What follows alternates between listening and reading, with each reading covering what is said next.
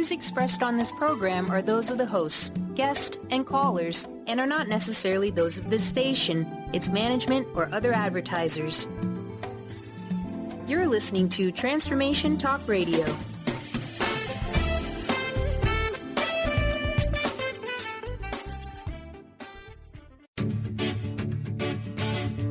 Get fired up for Spirit Fire Radio, your guide to practical mindfulness and meditation. Join hosts Tim Darter and Steve Kramer and discover how to add the mechanics of meditation to your day. Watch yourself connecting in a whole new way and find the amazing moments in life's routines that often pass us by. Add to your awareness with Spirit Fire Radio. Now here's your hosts, Tim Darter and Steve Kramer.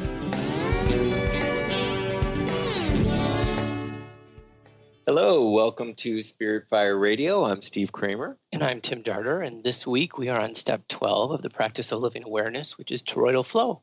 So Steve, why don't you tell us a little bit about that before we get into discussing it with our guest? Sure. Toroidal flow is a really interesting concept. And for those of you who may be listening to Spirit Fire Radio for the first time, we take the practice of living awareness, which is Spirit Fire's own meditation practice, and we like to explain ways that the tools that we teach during our meditations can be taken off the meditation cushion and applied to everyday life. These are tools that you can use every day in your relationships, on your workplace, at your time walking around town, your time cooking dinner. Meditation is not just, it's not just for the mat. It is actually an experience, and it is a process that we can integrate into our daily lives. That's when it really becomes a living awareness. So our program is 14 steps in 14 weeks, and we've been covering so many steps in this round on Spirit Fire Radio. We're at step number 12, so we are approaching the end. And this step is called toroidal flow. So that's an interesting word. A lot of first-time practitioners sort of scratch their head with, what is this toroidal flow? It sounds sort of so odd. Well, toroidal flow is about cause and effect. We, through the practice, have been talking so much about light. We've been talking about bringing light into the mind, about lightness of being, about generating light. Well, how do we generate light? Well, actually, our body, our mind, our being on a spiritual level, on a physical level, is full of toruses. So a torus is really this mechanism that creates a toroidal flow. If you were to look it up in a dictionary, it would say something like this, that it is a scientific phenomenon that is describing energy flowing in one vortex through a central axis, and out of another vortex, and then wrapping itself around to return to the first incoming vortex. So it looks a bit like a donut. Comes in one funnel to the center, goes out, picks up all kinds of information, and then brings it back to inform this shape. So it's really a fundamental form of balanced energy flow, and it's found in all kinds of sustainable systems. It's actually evolution in action. Your heart is a torus. Blood comes in, goes to the lungs, it's oxygenated, it goes back out to your body, oxygen is delivered, and it comes back in. You can think about eating organic strawberries. There's something to that. You are making a choice that is bringing something that is sustainable, something good for the planet, into your consciousness, onto your plate, and you're letting farmers know that this is important to you, and that supply and demand. That's sort of a version of toroidal flow. So we see these in tornadoes. We see them all over the natural world. So we use this in meditation as a way to bring higher spiritual energies in and bring them into our system, and then we express that out. We become a light in the world. And through this constant generating of light, the world becomes lighter. We become lighted beings, and we add to that. So all of that information brings us to a very, very special guest. We have got Dwayne Carpenter on the show today, who is a really amazing artist. So I first became aware of Dwayne from his website, which is called lightweaver.com. So here we are again talking to a visual artist on the show. And I know sometimes it gets complicated because you want to see what it is that we're talking about. But Dwayne is so articulate with his descriptions. And what he has done is taken these ideas of vortexes, of toruses, and created visuals that are often 3D, often in motion. And 2D art, sometimes is not so easy to describe something that's in motion or that is moving. And Dwayne is just an expert at this. So, you've probably heard me talk on the radio station quite a bit that I teach esoteric healing, which has to do with the chakras. And a lot of times our students think of or experience chakras not so much in a three-dimensional way. That sort of gets stuck in their thought forms. I've shown them images that Dwayne has created, and their whole interpretation and their whole experience of a chakra, the thoughts around them, are transformed forever. They understand the way that a chakra takes energy in, the way that it creates form, the way that it expresses outward, and their work in working with energy centers is completely changed. So he has done great service and has been of great help to me, and I couldn't be more thrilled to have him on the show. A little bit about Dwayne. He holds 3 U.S. patents on light technologies, and these devices are used for spiritual alignment and assessing rays with color. So rays are qualities of energy expressed, and these we'll hear more about them, but these technologies that Dwayne has developed help assess these qualities that one might have within them. He's been a Kriya yogi for some 40 years, has spent time at Sivananda Yoga at Valmoran studying with Vishnu Devananda. He's studied hypnosis. The list goes on and on. Dwayne, welcome. Let's just bring you right on because I could go on and on. Well, thank you. I appreciate being with you today. Well, wonderful, Dwayne. People heard me talk about lightweaver.com. This website is chock full of information, of imagery. One could sit and spend days, weeks in front of your website. It is really masterful and so much accomplishment behind this body of work. I'm wondering if you could just tell us in your words, your intention for lightweaver.com and a little bit of your inspiration in creating this website. Well, thank you. I would say that after studying the ancient wisdom teachings from many diverse sources, I realized that each person needed more than information to really go into a place of living spiritual intention. So I took a lot of information and a lot of background knowledge, and as a growing graphic artist, I began to put a lot of these concepts into symbols and images, and particularly animated images that are more fourth dimensional and are closer in approximation to the energies themselves rather than through words, just the description. Beautiful.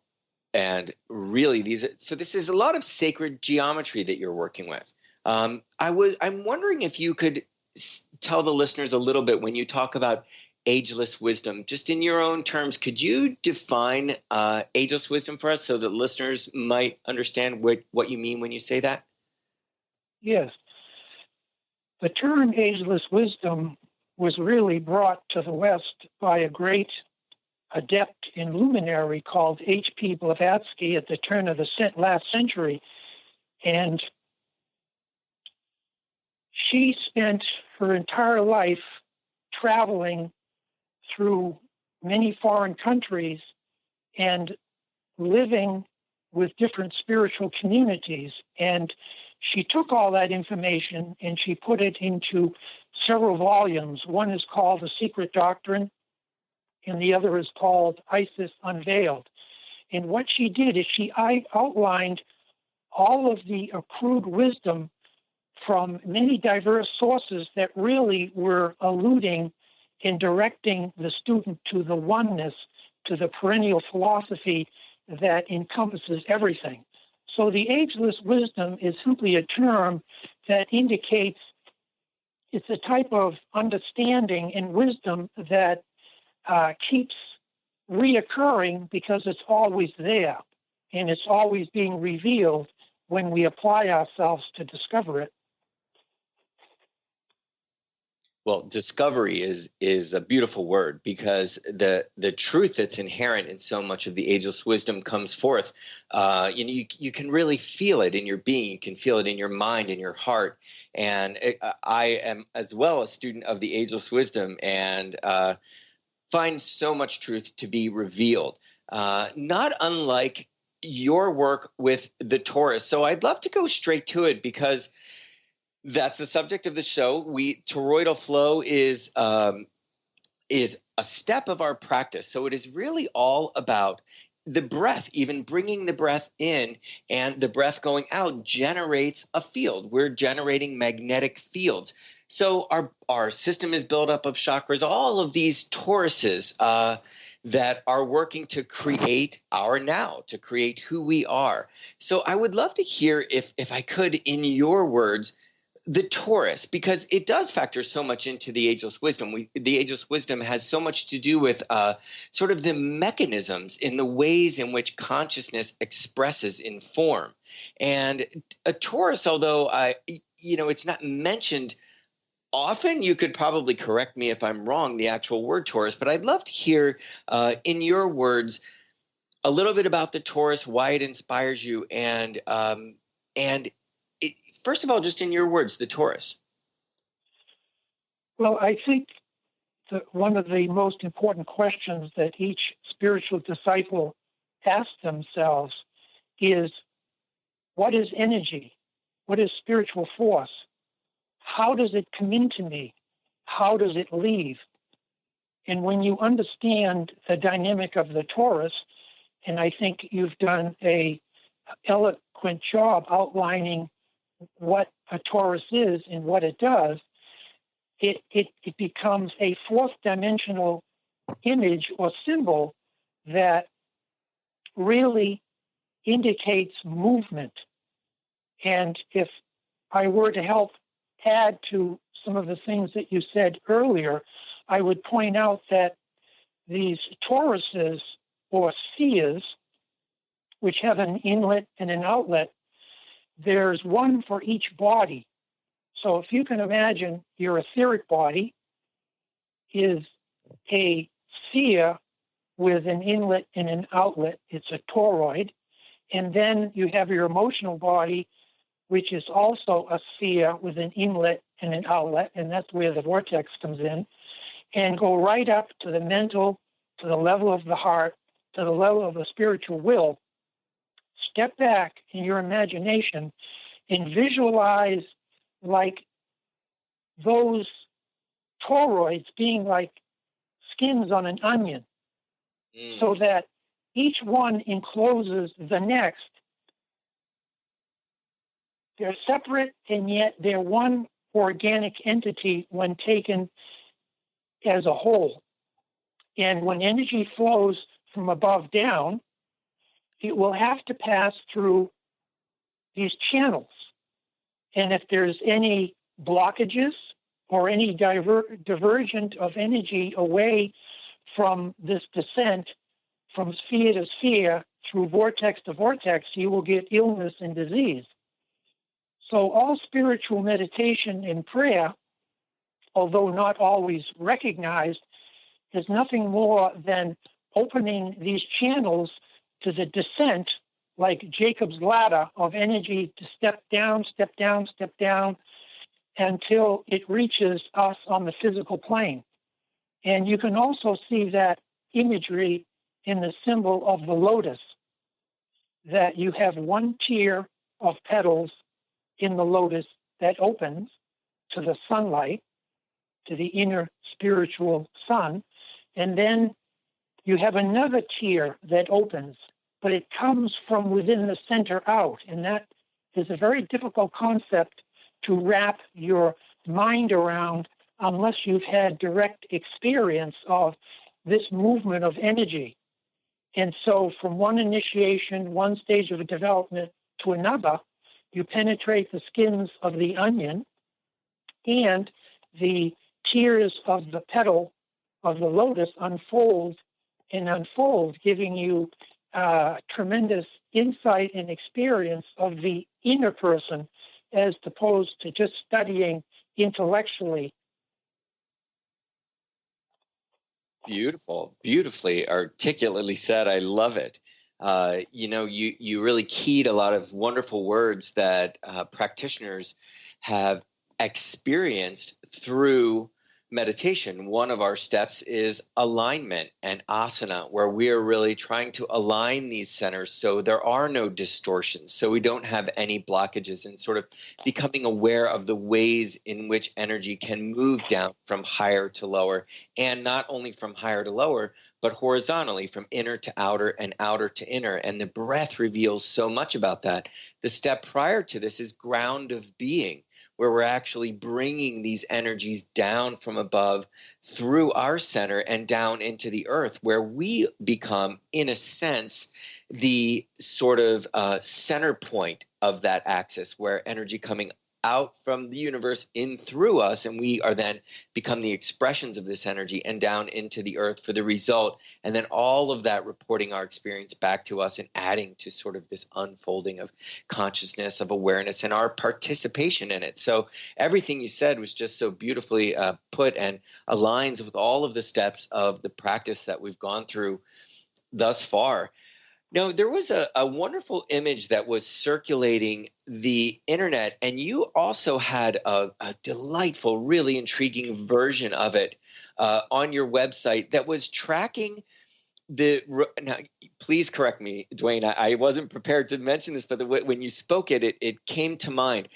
Correct me if I'm wrong. It was the orbit of Venus around the sun. And as you followed that path, if you followed the points of light, it created somewhat of a lotus. Is that ringing a bell to you?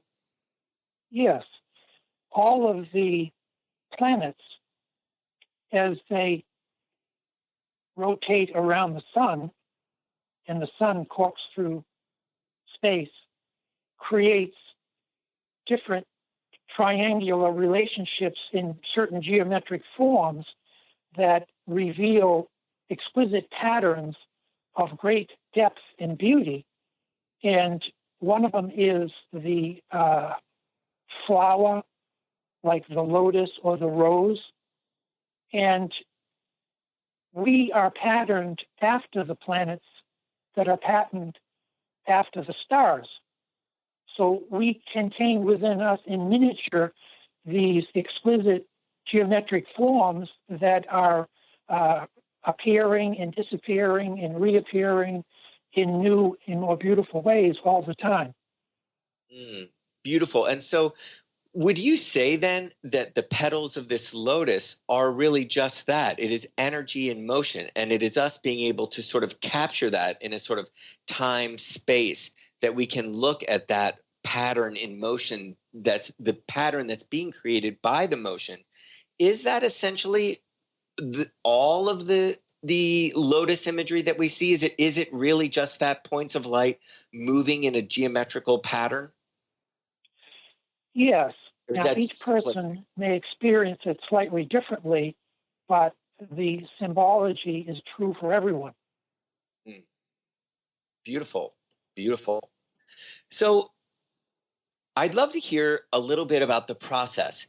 What I find with your work is that it's equal parts visual on Lightweaver. Again, for the listeners, if you just joined in, we're talking to Dwayne Carpenter, whose website is light-weaver.com. I guarantee you will be bookmarking this website, and you will be going back to it again and again, volume upon volume of amazing writing, of a life's work of research. What I find interesting is as I read about a Torus and then I click on a GIF and I watch it in motion, what's interesting is what happens within sort of my mind and my psyche, even my emotional body.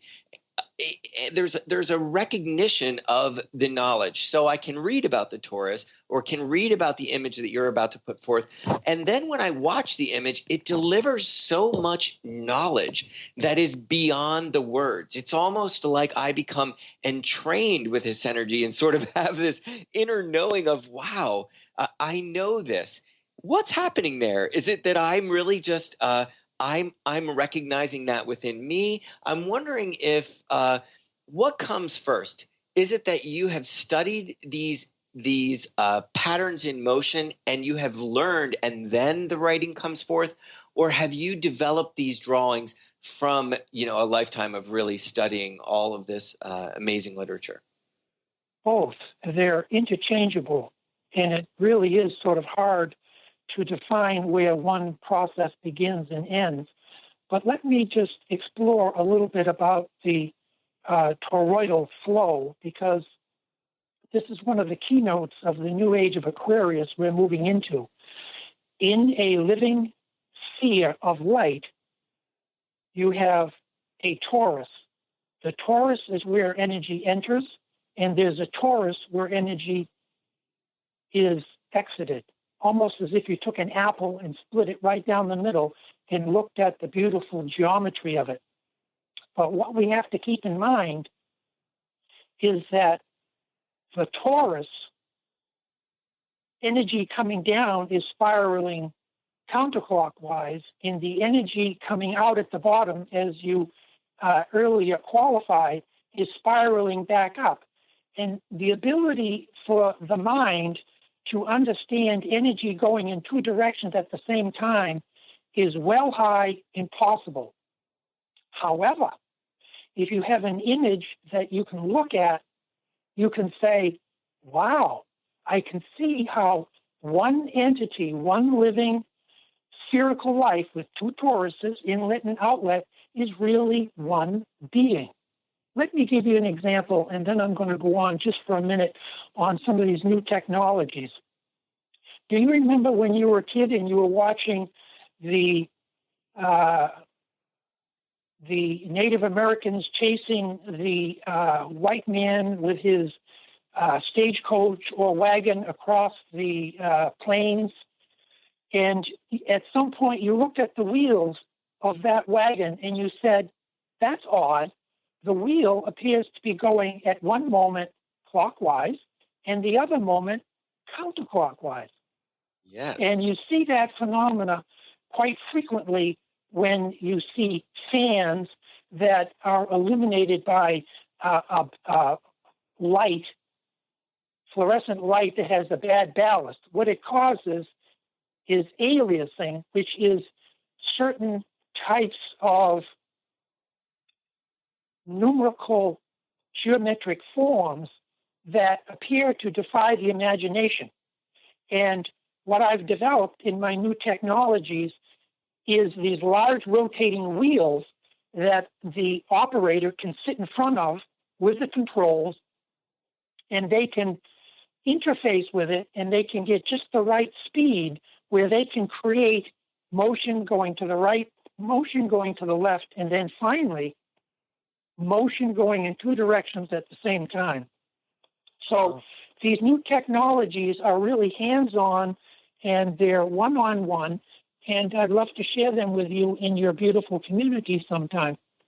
That sounds amazing. So when you say one's going one way and one's going the other way directionally at the same time, you're actually creating a torus.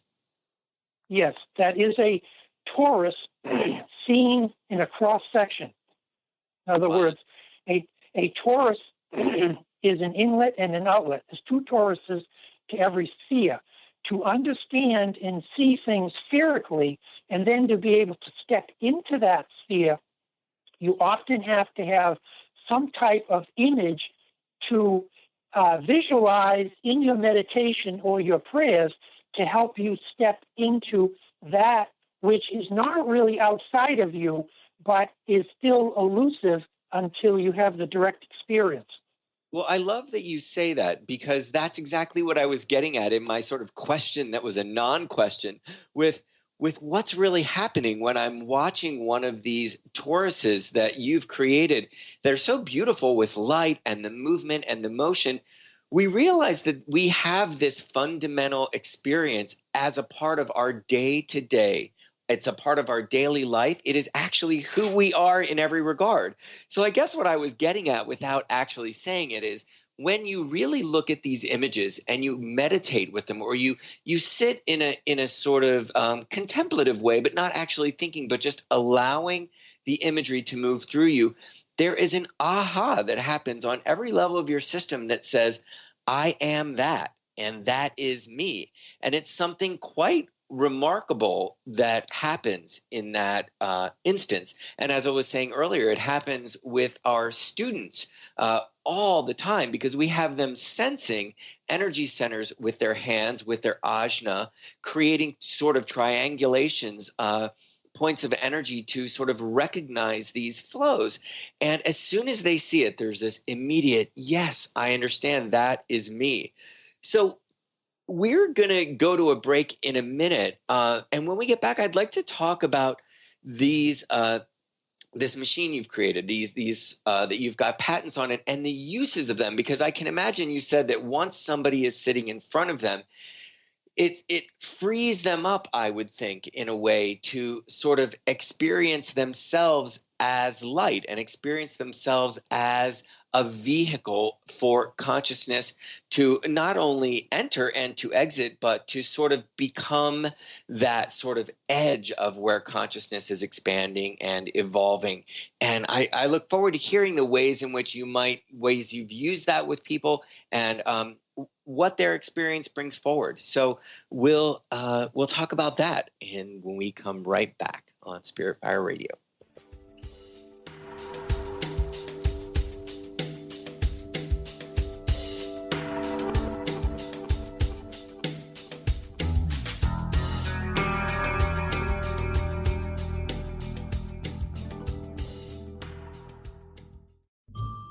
Brand consultant and coach Jen Morgan is here with Radically Distinct Radio to help maximize your brand's power to produce results. Whether you're a person with a dream and unsure where to start, or a CEO of a successful company wondering what's next, Jen Morgan and the RAD method empowers you to play to your strengths and focus your competitive edge so you can show up in the world as your most powerful brand. Go to jenmorgan.com or call 206-972-5366.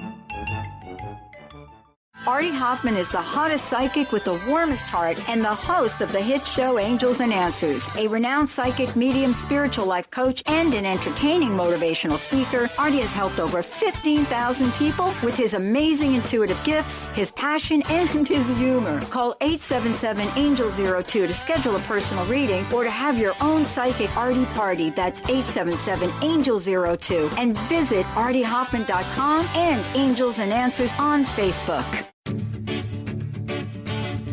Hi, I'm Tim Darter. And I'm Steve Kramer. Join us on Spirit Fire Radio. Discover how to add the mechanics of meditation to your day. And watch yourself connect in a whole new way. Find the amazing moments in life's routines that often pass us by. Add to your awareness with Spirit Fire Radio. Tune in each Wednesday at 9 a.m. for your weekly guide to practical mindfulness. And to learn more, visit www.spiritfireradio.com. Get into it for 2016. Do you want more prosperity, clarity, energy, and balance in your life? Join Lynn Brown now for one of her amazing workshops, each focusing on a key part of living your best life. For more information and to register for one of these amazing workshops, visit lynnbrownevent.com. That's lynnbrownevent.com. And get into it this 2016 with Lynn Brown. Are you ready for a game changer? Sarah Westall is bringing you Business Game Changers Radio. Sarah brings you leading experts, visionaries, and newsmakers who provide the best commentary on big issues and cutting-edge innovations. Sarah's 20 years as a business executive will help you think like an entrepreneur with expertise, energy, and attitude. Tune in to Business Game Changers Mondays at noon Pacific, 3 Eastern on TransformationTalkRadio.com.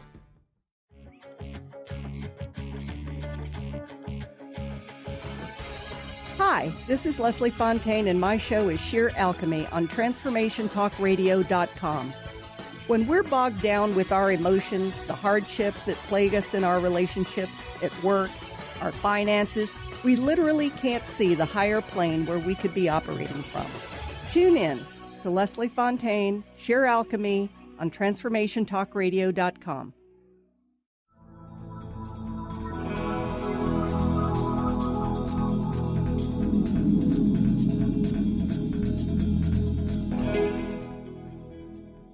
Welcome back to Spirit Fire Radio. We are having an interesting conversation about toroidal flow, about vortexes and toruses, and the ways that energy comes in through one vortex, out through another, and basically creates form, creates consciousness. It is a way that spiritual energy moves into our system and allows us to express awareness, express consciousness. And we use this in meditation. We use this in the practice of living awareness. We become aware of the ways in which cause and effect, in the ways in which what we bring in affects what we put out, and the ways in which what we put out affects what we bring in. It kind of sounds like karma. We're talking to Dwayne Carpenter today, who is just a phenomenal artist.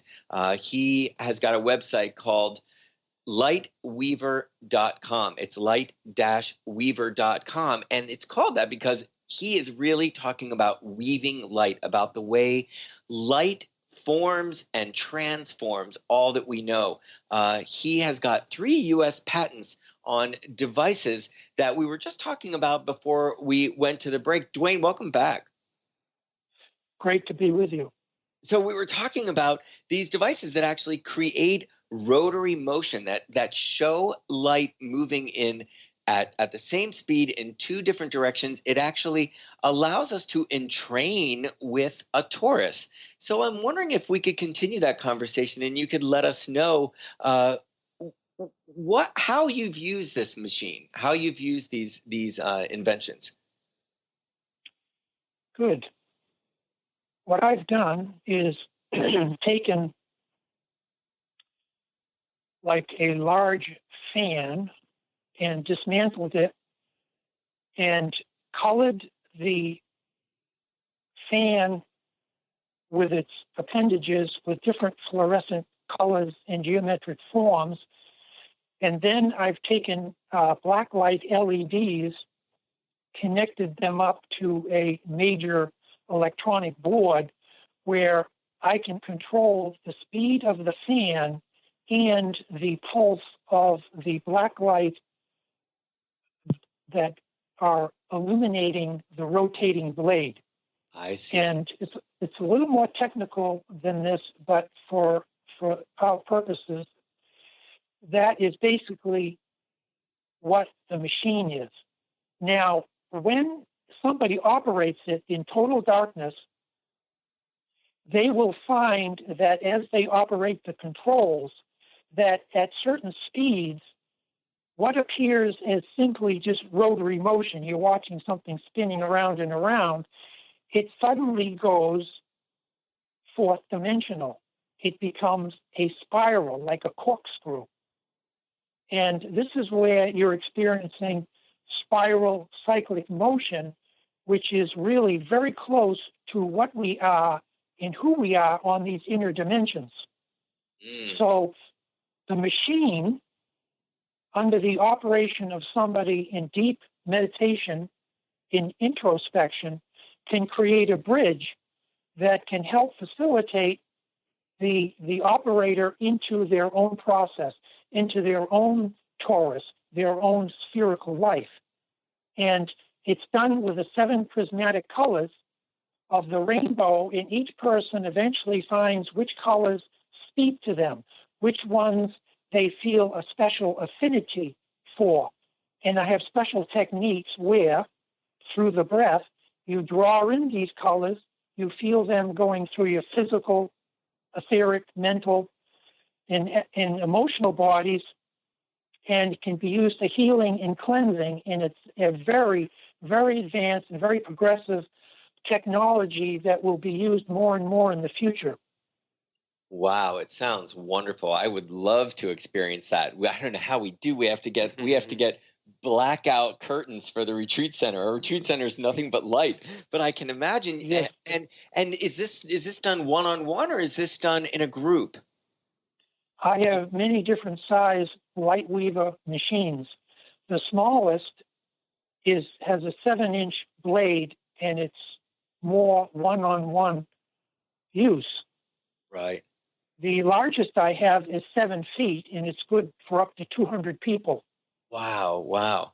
And so would the person controlling this, does it matter if they are sort of entrained or if they are sort of meditatively aligned with an individual, or they can do it for the whole group? So that would sort of be a whole entire group vibration that you would be generating. Well, I think you've really got the key here, that our individual work is very important to heal, to become whole, and to become spiritually aware. But there's another stage that's more advanced, and it's becoming more recognized, and that is group meditation, where a whole group of people can sit in a room and they can follow, generically speaking, because we don't want to be rigid about our meditations, but follow a prescribed meditation in which the whole group is pouring energy onto the planet using the light weaver machine simply as an intermediary for world and planetary healing. Amazing. I love that. And I love that you mentioned the Aquarian Age, because really this is the Aquarian Age. I like to think of the Aquarian Age, for those who might not know, we are on the precipice. We're at the beginning. We are in the dawning of the age of Aquarius.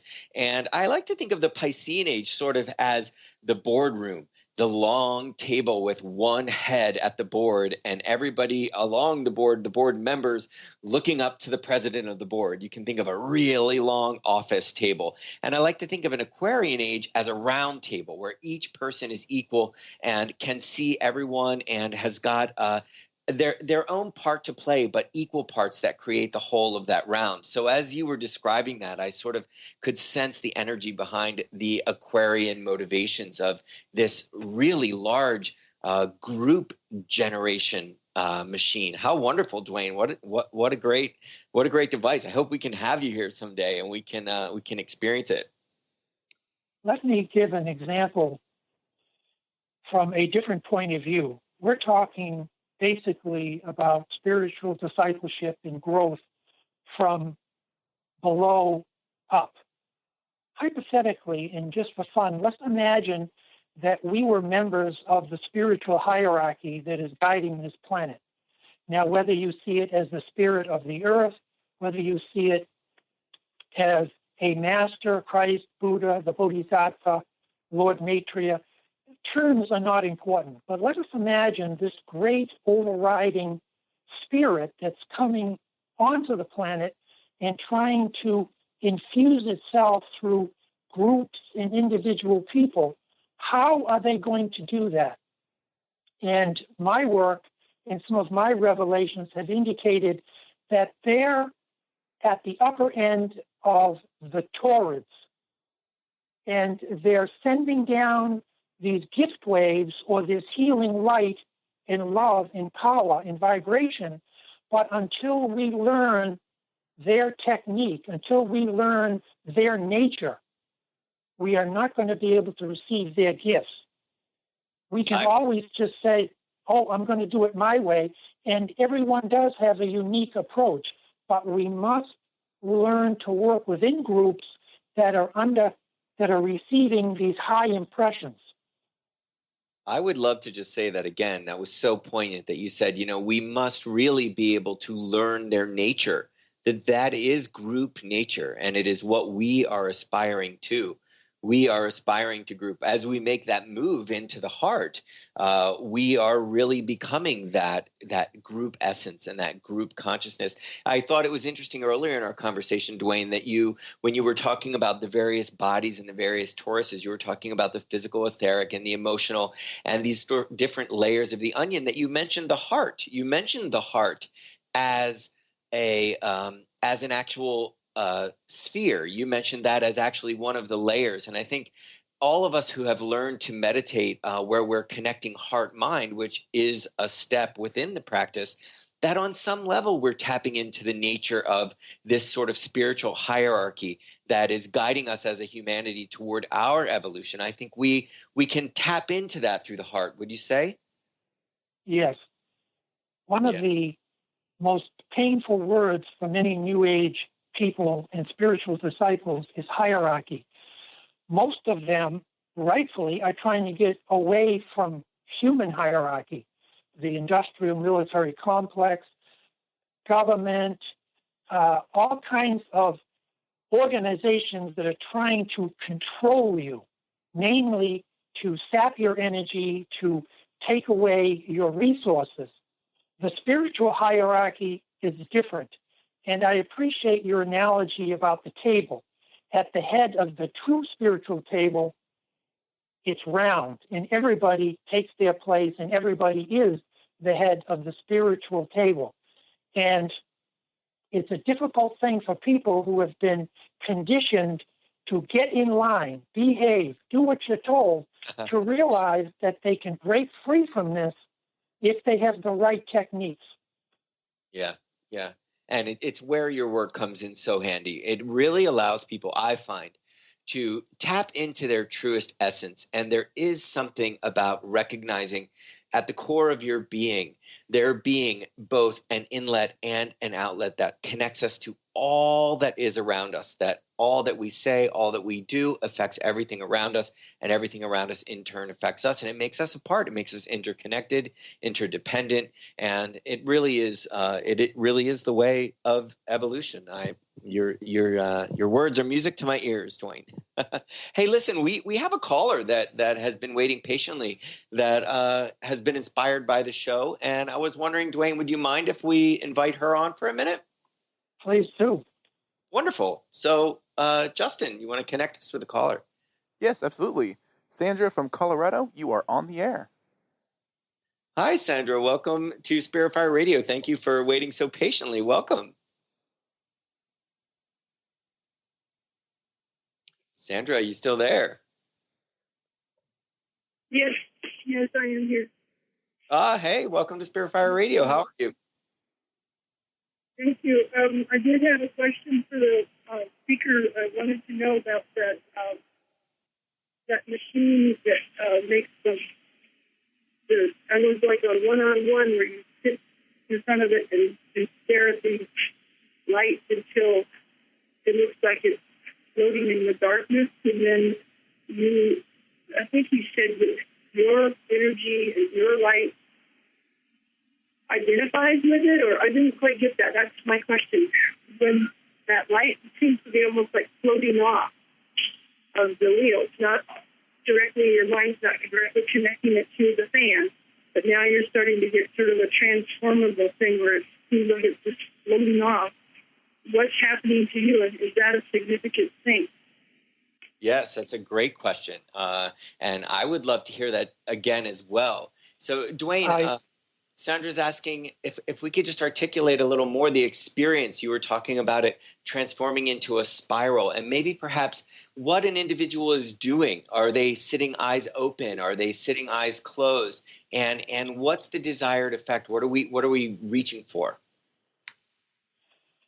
I would say that I didn't know that was a question for me or for the speaker. I'm having a little difficulty hearing the caller. Yeah. Sandra, did I get the question pretty good? Yes. Okay, great. We need new and more dynamic symbols to help us pass from the human sphere into these more elevated and divine levels. And the light weaver is nothing more than a symbol of who you are on a higher level. When you experience transformation using the light weaver, it's not the light weaver that's doing it. It is your own soul, your own higher self contacting you, but it's a intermediary symbol that's living. Because when you see it, you can reproduce it in your mind's eye. In your imagination, you can powerfully charge up that image, because that is really what does the magic. It's not the machine itself.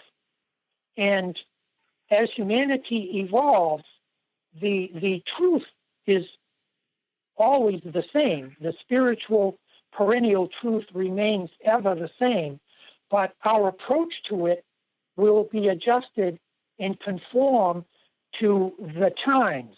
Man is much more advanced and much more sophisticated mentally, and so he needs much more powerful images to connect with and use.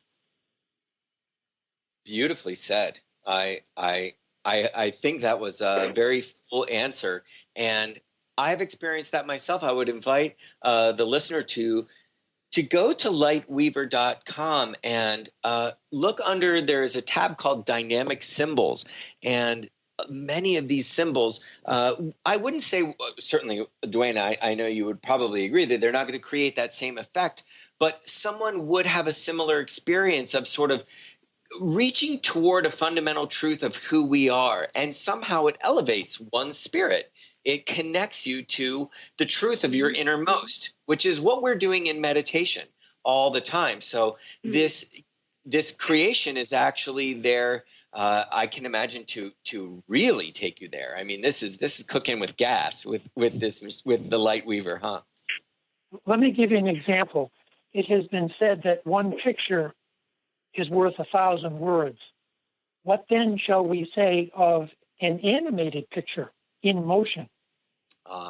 In other words, there's 3 different levels. There's 3 different dynamics here. There's the word, and it is a symbol in itself, but it has many limitations. And the mind in using words is only good to a certain point.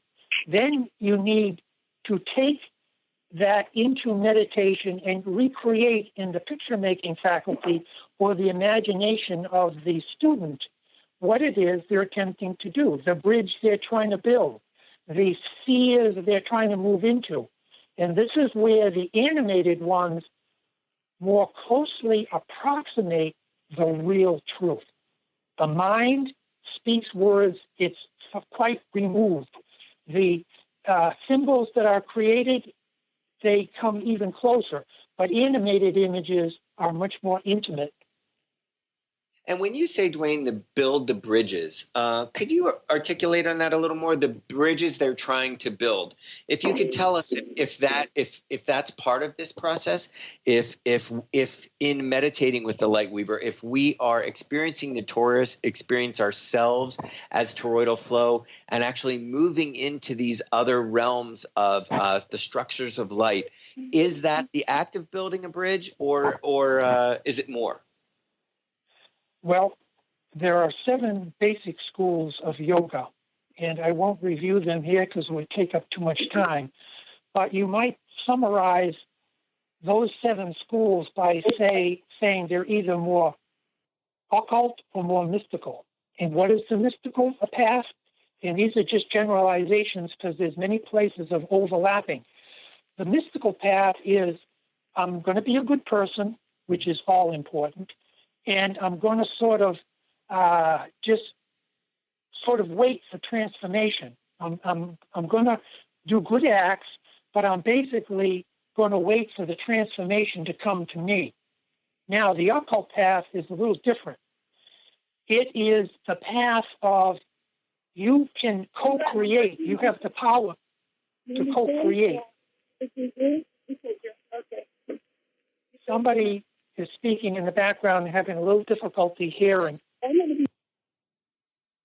There we go. Sorry about that, Dwayne. Go on. And the occult path is that you do not have to sit around passively and wait, that by taking mental energy, you can build bridges. Now, yes, at some point you want to go beyond the mind. Everybody knows that.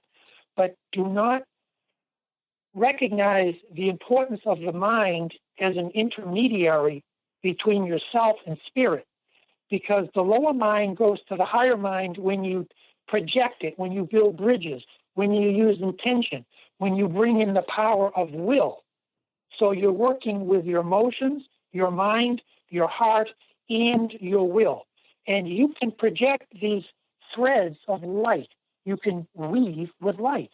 And it's more active, but when it's balanced with what we call more passive meditation, it can be a great way to build bridges and then let what's up there pour down into your life. Which I love this idea of us becoming these generators, and what the visuals that come to mind while you're explaining the building of this bridge to higher spiritual energies and then allowing them to pour down. I think one thing I'm getting out of this conversation is that we are surrounded by toruses and by toroidal flow. It is the mechanism by which all that is co-creative exists. And I think the co-creative part is that upper and lower coming together. That seems to me to be the co-creative aspect. And we've got these little miniature toruses that are all of our chakras. When our chakras are aligned, when our centers are aligned, then we become a vehicle that can build that bridge. So it seems to me to be so many toruses that they all come together as these sort of layers of the onion, and they become ourselves, and our higher selves allow us to connect to our innermost, to our heart, to our lower mind, to our higher mind. And that's the result of all of these toruses working together, right? As sort of in cooperation, so that we then can build a bridge to the next layer of the onion until we become the onion. Is that putting it in sort of too crude of terms? No, not at all. And simplicity is needed in the final analysis, because God, our divine selves, are very, very powerful. But that experience of love and joy and beauty and peace is very simple. Let me share one little anecdote. There was a great esotericist at the turn of the century that came from Europe over to here, and his name was Gurdjieff. And he had a phrase that he had his students repeat often. And it's a rather curious one. And when I first heard it, I thought, wow, I never looked at it that way. And this is what he said. He said, let us join together to help lift the burden of our common Father in heaven. And when I first heard that, I thought, what? Our common Father in heaven? He doesn't need our help. We need his help, or her help, depending on how you want to look at it. And over the years, I've come to realize that we ourselves within the body of God, whatever you conceive deity to be. And even though it may be stepped down and appear insignificant, it is not. We need to play our part, because if we're cells in the body of this great being, he really can't go to his next level until all the cells in his body go radioactive. And that's what we're attempting to do as humanity, to go radioactive, so that we can not only help ourselves, help each other, steward the other kingdoms, such as the vegetable, the mineral, and the animal, give them the honor and the dignity they deserve, but be able to help the whole system, the whole planetary body that we're part of. Wow, pure poetry. Because in helping the lower kingdoms, we really are then adding to the perfection of the layer that is the torus, that is the planet Earth. It's such an obvious torus, and we as a kingdom are so responsible for stewarding all of the kingdoms and playing our part in aligning so that we can be stewarded, as you talk about the higher forms and the part we play. So, Dwayne, this hour just went by. We are nearing the end of the show. I thank you so much for all of the insights and really wonderful descriptions. I am certain that the listeners have a really a new way of looking at this idea of the toroidal flow. Once again, I want to invite listeners to go to light-weaver.com. There is so much intriguing literature on this site, amazing images. Be sure to have your Flash player updated, because once these drawings go in motion, it is so transformative. I know Dwayne encourages people to use them in meditation. There's so much to say about Rumi on your site. We didn't even get there. We could talk about Rumi for 3 hours. I know he is a really important figure in your life. So Rumi enthusiasts, there's so much on lightweaver.com for that. Dwayne, thank you so much for being with us. It's been a real treat. It's been a real joy. I send my love to you, the wonderful work that you're doing, and all of our beautiful listeners. Oh, thank you. Well, you keep spreading the word and doing the work, my brother. And we hope to see you on the East Coast at Spirit Fire sometime soon. Excellent. All right. So we will be back next week with the Central Channel. We're going to be talking to Dorothy Riddle again. It's going to be just an amazing show. We're so happy to have these awesome esotericists. It's just been a great season. So anyway, we'll be back next week with Spirit Fire Radio. Thanks for listening. Thank you for listening to Spirit Fire Radio. Tune in each Wednesday at 9 a.m. Pacific Time, 12 noon Eastern, for your weekly guide to meditation and living with awareness. Join hosts Tim Darter and Steve Kramer and discover the ways that consciousness is being cultivated in everyday life. Connect to your day in a whole new way and find the amazing moments in life's routines that often pass us by. Add to your awareness with Spirit Fire Radio. To learn more about Spirit Fire, visit spiritfireradio.com.